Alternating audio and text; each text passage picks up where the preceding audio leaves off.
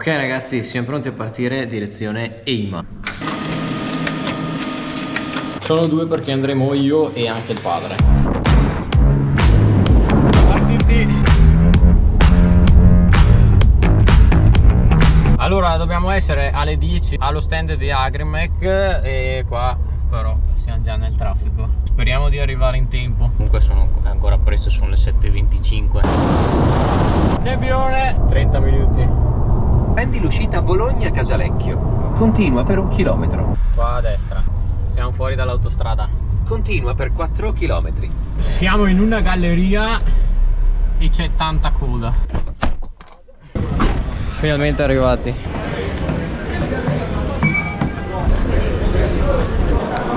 Coda anche a piedi per entrare. Ok ragazzi, siamo ufficialmente dentro. E allora sto per raggiungere il padiglione di Agrimec. Dovrebbe essere qui giù. Dovrebbe essere questo il 30. È talmente grande sta fiera che non si capisce dove è il padiglione 30. Comunque è gigante sta qua rispetto a quella di Verona. Cioè è molto più grande. Ok ragazzi, ho trovato il nostro padiglione. Dovrebbe essere questo. Proviamo a entrare. Ok, ce l'abbiamo fatta.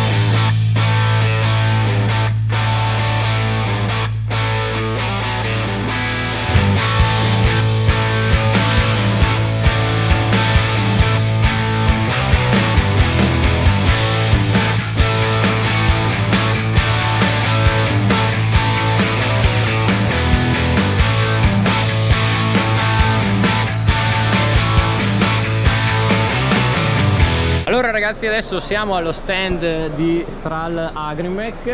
Qui con me c'è anche Diego che però è andato via.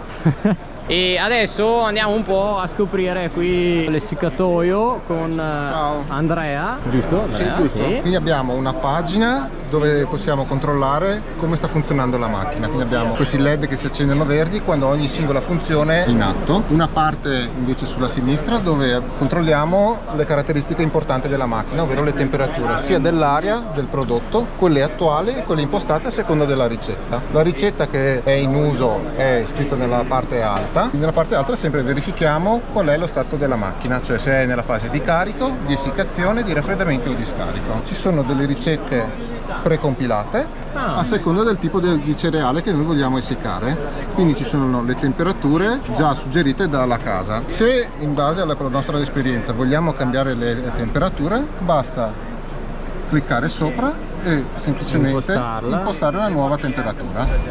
Ho capito. E quindi si imposta la nuova temperatura E dopo in automatico e in automatico aggiorna la temperatura. Questo tipo di operazione può essere fatta anche in maniera diversa, ovvero se durante la fase di ciclo mi accorgo che solo per questo determinato ciclo io voglio cambiare determinate temperature, non occorre andare a cambiare le ricette che sono precompilate, ma basta cliccare ad esempio la temperatura di fine essiccazione nella temperatura impostata del ciclo. C'è una pagina che verifica e ci dà informazioni di quante ore la macchina ha prodotto e di quante ore il bruciatore ha prodotto, in modo da poter tenere sotto controllo quanti cicli vengono effettuati. È sempre possibile anche fare i movimenti manuali, restano vincolati alle condizioni di sicurezza, cioè io non posso accendere il bruciatore se non ho acceso il ventilatore. La macchina inoltre dà degli allarmi che così ci fa capire che cosa è successo nel ciclo. È interconnessa tramite una SIM o wifi o LAN. Con la SIM sfrutta la possibilità di mandare un SMS in caso ci sia un allarme al cellulare del proprietario. Quello è interessante perché il padre ogni volta magari la notte si alza, va a controllare eccetera, qui invece fa tutto in automatico. Fa tutto in automatico, manda l'SMS quando c'è un allarme, ma non occorre alzarsi dal letto perché noi siamo interconnessi, quindi cambiamo la pagina qui e si è cambiata anche la pagina.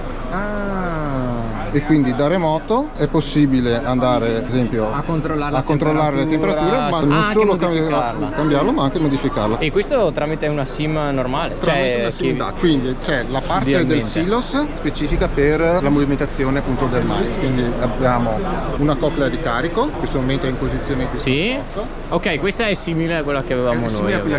Dalla coclea di carico il mais arriva nella cassetta sottocono, c'è una coclea centrale, come quella che hai tu, che carica il il silos e man mano il silos si riempie abbiamo 3 sensori di livello, vuoto, mezzo carico e pieno carico. Arrivato al sensore di mezzo carico permette al gruppo calore, quindi che si occupa di produrre l'aria calda, di poter iniziare la fase di riscaldo dell'aria. Una volta arrivato al livello più alto spegne la coclea di carico e in ogni caso accende questo lampeggiante che dà l'indicazione che non occorre più portare mais aggiuntivo perché il silos è completamente Si è riempito.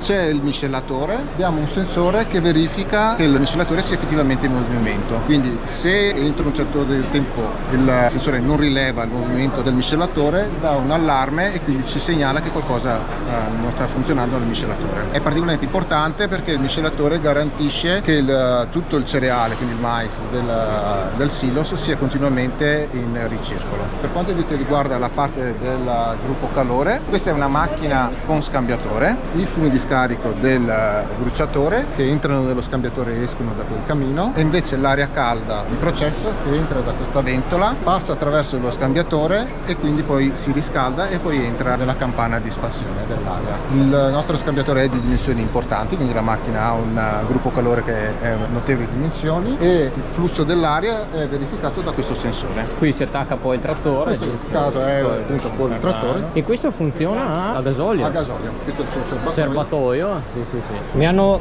regalato la Polo. Adesso mi cambio. A posto.